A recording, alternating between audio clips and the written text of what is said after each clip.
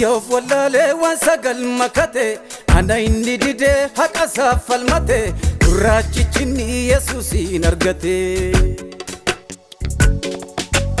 Dhaloonni jiilee biyya yoo baqatu kan keessa jirus dhabuu waan qabatu gooftaan na waamee darbatee nan gatu.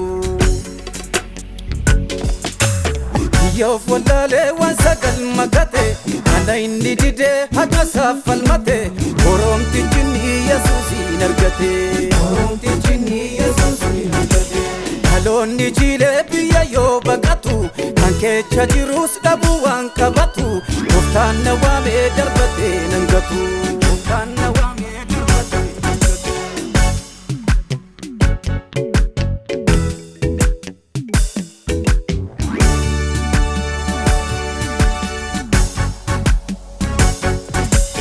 Angoof qabeenyis beekamtiin ni nafa seenaa jallisuun qaccee kootiif hafa dhugaa dubbadhee natti dhiitu rafa.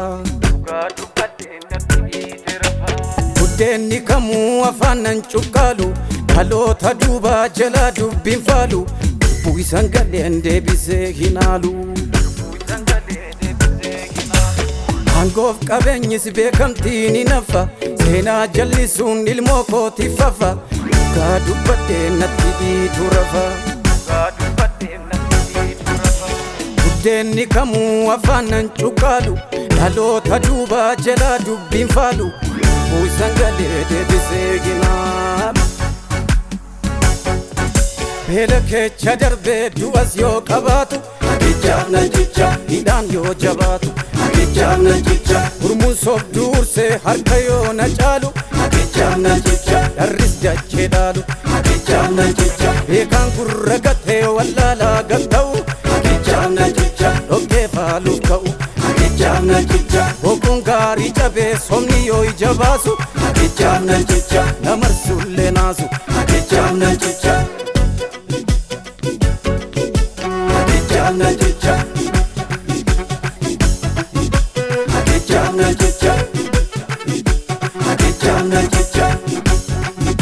Hagichaaf nan cicha. Jireenyaatu gadi gabaabdu ishiin arra beeku barbaadduus natti geeddaramti booringaa koon beeku. Gamaneerra gooftaa Yesuus koo hangaraa koo guutu haqaaf odoon harkuun kufullee lubbuun kiyyan duutu. Jireenyaatu gadi gabaabdu ishiin arra beeku barbaaddees natti geeddaramti arra mulaa koon beeku. Gamaneerra gooftaa Yesuus koo hangaraa koo guutu haqaaf odoon harkuun kufullee lubbuun kiyyan duutu.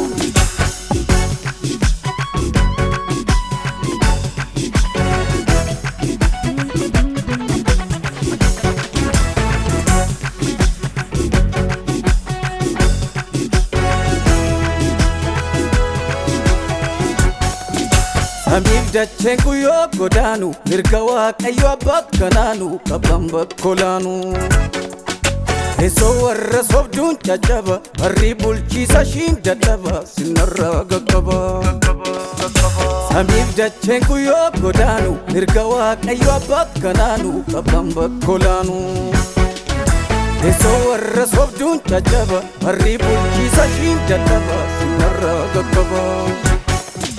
Beela keessa darbee du'as yoo qabaatu hagichaaf nan cicha hidhaan yoo jabaatu hagichaaf nan cicha gurmuun sobduu ursee harka yoo na caalu hagichaaf nan cicha dharris dachee dhaalu hagichaaf nan cicha beekaan gurra gatee wallaalaa gatta'u hagichaaf nan cicha dhoggee faaluuf ka'u hagichaaf nan cicha boquun gaarii cabee somni yoo ija baasu hagichaaf nan cicha namarsullee naasu hagichaaf nan cicha. Hagichaaf nan cicha. Hagichaaf nan cicha. Hagichaaf nan cicha. Hagichaaf nan cicha. Hagichaaf nan cicha.